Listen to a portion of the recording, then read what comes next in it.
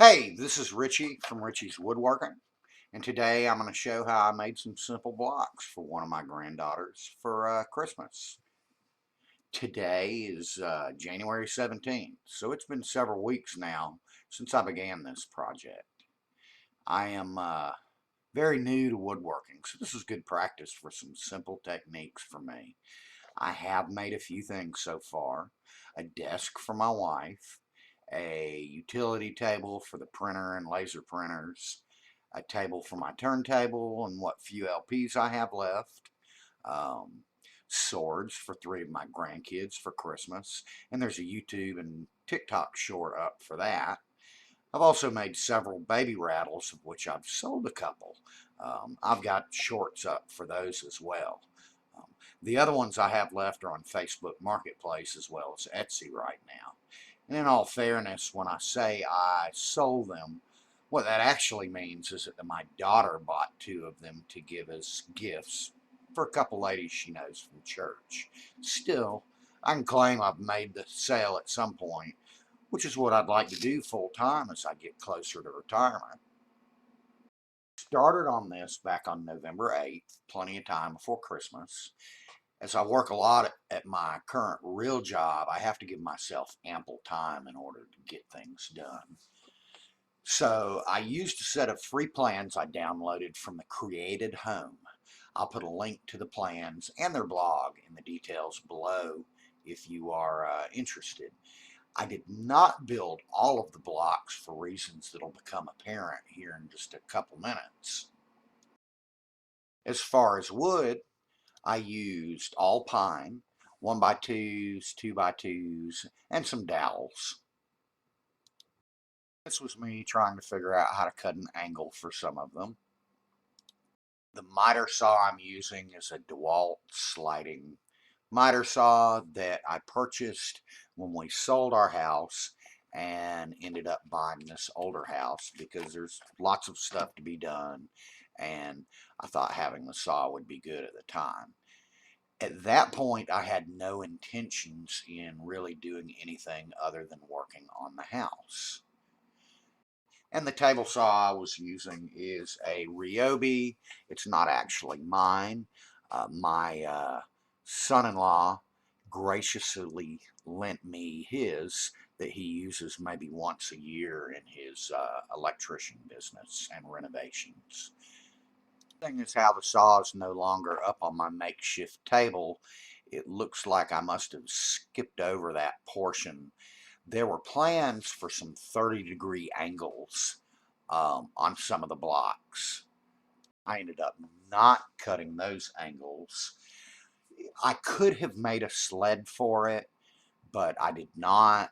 And with the blocks being so small, I was just really shaky and nervous about cutting those acute angles on my miter saw as well as the table saw.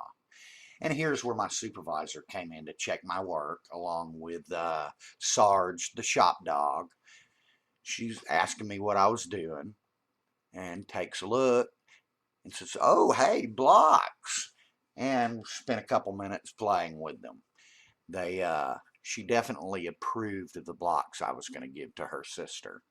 Already in the middle of sanding by that point. And here I go. I was going to start sanding again. I decided that, well, she's in here. I don't need all that dust flying around. I tried to get her to wear the respirator, and she wanted absolutely no part of that, which I don't guess I blame her. It scared her. I was using that generic belt disc sander combo that was made for Lowe's. I picked it up on Facebook Marketplace 6 or 7 months ago. I have unfortunately, due to me being careless and that flimsy table I use, dropped it off the edge of the table. I may have video for that somewhere, but it broke the end off the power button and everything. That was very unfortunate. If I can find the video of me breaking it during all this process, I'll post that at some point. It was really stupid. I didn't get any video, but in order to dye these, I just used food grade dye, let them soak overnight, and then dry. And this was what it looked like at that point in my kitchen. Rather than gifting just a bunch of loose blocks, I ended up wanting to make a box. I've never made a box before, so this was going to be a challenge.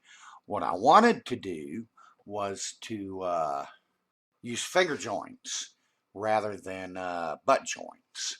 So I ended up picking up a flat tooth blade off of Amazon, I think a Freud, if I recall, and I started cutting down my wood to size. I don't remember if it shows this in the video or not, but I clamped everything up.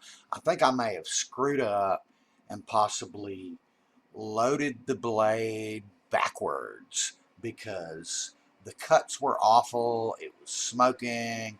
I probably was trying to do too many things, too many pieces at once, and it ended up just not working out very well at all. You can kind of see this here. There we go, with the smoking and everything.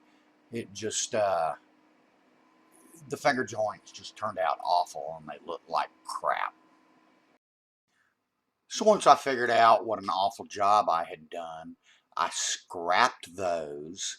I ended up just using butt joints, cutting some new pieces for the sides and the bottom, which you'll see here in a minute. Here's me looking at those going, what the hell? And deciding that this was just not going to work. Actually, now that I look at this video, I ended up deciding to use mitered joints on the corners of the box. Um, Here I am making sure they fit properly and flipping them over so I can tape them up and then glue them together. This ended up working out much better, and in the long run it'll hold together almost as well as if I had used finger joints. I am disappointed that that didn't work out, and I'll have to revisit that here pretty soon in the future, since just about everything you can do in woodworking is basically a box. I need to know how to do that properly. After temporarily taping it up, I took it all back apart, grabbed some clamps, and started gluing it up.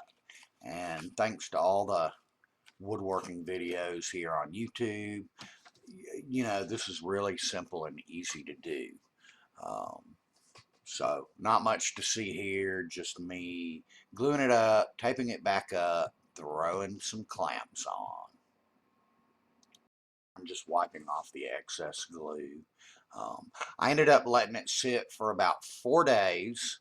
So I glued it up on the 20 something of November, and then I came back out on the 26th, took all the tape off the plywood box, tried to clean it up here. Struggling a little bit to get some of that extra tape off. The struggle is real. Wanted to put a couple handles in there to make it easier, so I grabbed my drill, and here I'm just sanding everything down. Don't forget the PPE, all the dust. Um, I decided I better put something on it so it wouldn't scratch up what I'd already sanded down. These mats I picked up, I don't even remember if I got them at Home Depot or at the dollar store, but they work very well to hold things steady and also keep them from getting scratched up. And you can see all the blocks in the container over on the other side of the table. I think they turned out pretty well, nice and colorful, if I can get the words out. Here I'm deciding where to put the handles. Um, Ended up marking it, drilling it out, and I made a few mistakes here with the Forstner bit. I ended up getting some tear out on the inside that I had to repair until I figured out I'd better clamp a backer inside.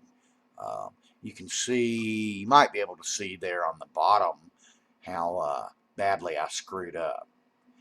Anyway, so I used the jigsaw to finish cutting out the handles.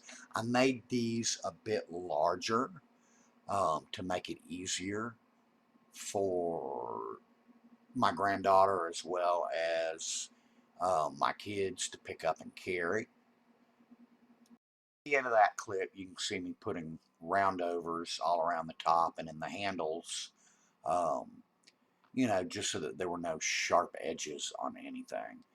And, here's me trying out the box the first time. It's not great, but it's functional and worked pretty well. I think for my first box, I mean, it turned out okay. Um, I'm preparing to paint it here. Um, I didn't want just this crappy looking box, so I got my little things to set it on top of while I was painting it and drying it, and I just picked some white paint that I had left over from another project at some point. I don't even remember what it was. And here's me painting, painting, painting. And I can't use glue or paint or anything else without getting this crap all over myself. It doesn't matter what I do. The same thing applies at work. I am I operate restaurants, and occasionally I have to cook, and I can't do anything at work without getting stuff all over myself. I don't have any other video after that point, but here's my granddaughter enjoying the finished product. Um, she really loves it. Obviously, she likes the box too. Um, She uses the handles and pushes the block inside and out of those and has a good old time. She does not like the blocks being in the box though. Her parents will pick them up and she immediately dumps them all out where she can find them. Hey, this is Richie from the future. If you made it this far, I really appreciate you sticking around and watching and listening. Um, there were portions of the audio that were really choppy in that, as I'm sure you can tell by now.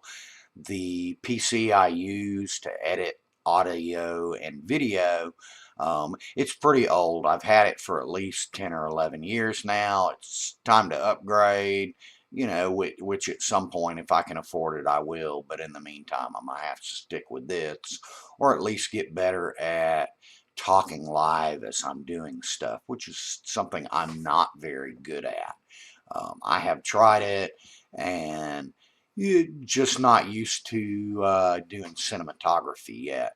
I will get better at that as time goes by, I'm sure. Um, if you enjoyed that, please like it and subscribe. And if you want to see more content, hey, let me know. Leave stuff in the comments. If you saw something I could do better, different, or just completely effed up, please let me know. But again, I appreciate you stopping by, and I hope that the rest of your day is great.